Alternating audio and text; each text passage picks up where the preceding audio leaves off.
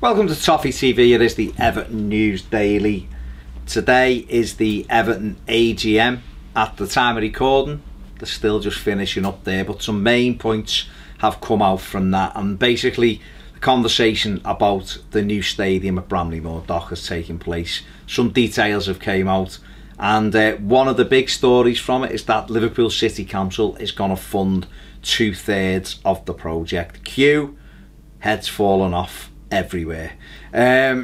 Listen, 10,000 jobs the project is likely to create, which is great news for the city. Joe Anderson has said that if Liverpool Football Club were going to him with the same project, his answer will be exactly the same to them. It's all about getting the best deal possible for Liverpool City Council, and this deal gives Liverpool City Council the best deal. Obviously Everton benefit from it as well, of course we do, but it's all about the city as well, and if we can create more jobs for people in this city, then why not do it? And it's basically moving ahead. Robert Elstone said the funding is very, very close to being finalised, and then it'll be a case of getting on with it. Basically, the stadium due to open in 2022, so a 4-year time scale. The project, some have said it's a year behind. Was it a tight schedule for 2021? We don't know. But if it is a year behind due to the funding, then maybe the Commonwealth Games thing was more involved than what we were led to believe, but we don't know. Another big thing that come out of it is that Everton will never leave Goodison Park. Denise Baxendale talked about it and said we'll always have a presence there. She said she wants Everton in the community on every corner, like Tesco Metro. Maybe a bit ambitious, but it's great that there will still be a legacy at Goodison Park. And I think that's absolutely brilliant. With this project, it would have been an easy thing to sell the space for housing, something like that, but I just think it's fantastic that something will remain at Goodison that is Everton based, and that's fantastic. And Everton in the community, one of the best things about our club, without a shadow of a doubt. Another thing that's come out is that Everton will relocate the offices to the Liver building in 2018. We saw that kind of news and some plans yesterday. It's been confirmed today, and Denise Baxendale said when we move there, the city will well and truly be blue. Yeah, make it out what you will, but I think it's fantastic for the club to be based down at the Liver buildings. You know, we own them, we own the birds. You'll be able to see our new stadium from there, and I just think it makes a lot of sense. Everton have talked about having an administration offices away from Goodison for many years. When I was there, they were speaking about it then, but now it's all coming to fruition. Farhad Moshiri's also given an interview on the Everton website talking about the stadium and the legacy and the plans, so check that out as well. It's good to hear him talk about all of that there as well. Some squad news has come out that Seamus Coleman is close, well, he's back in training, so he's close to a first team return.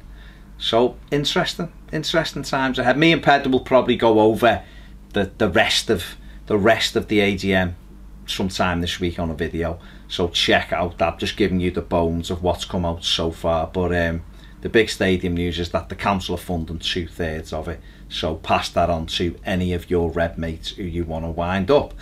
On the playing side of things, rumours that Everton are about to let Oumar Niasse go for £13 million. Brighton, Crystal Palace amongst the clubs interested in Niasse.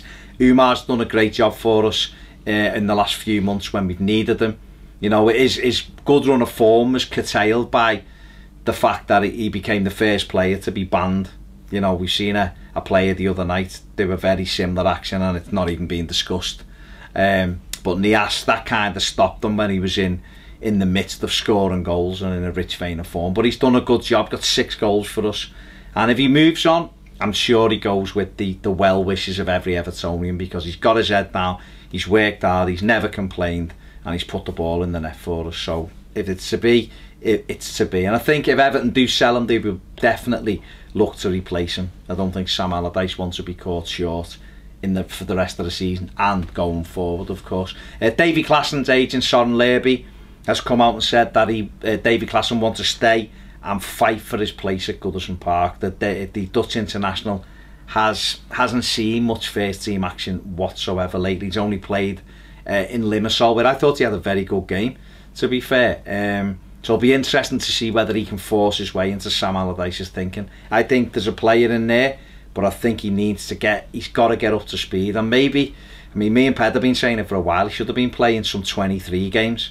And he maybe needs one of the coaching staff to say, look, go and play a handful of games at 23 level and get used to playing football, get used to this level where they're snapping at you, and see what he can do for him there.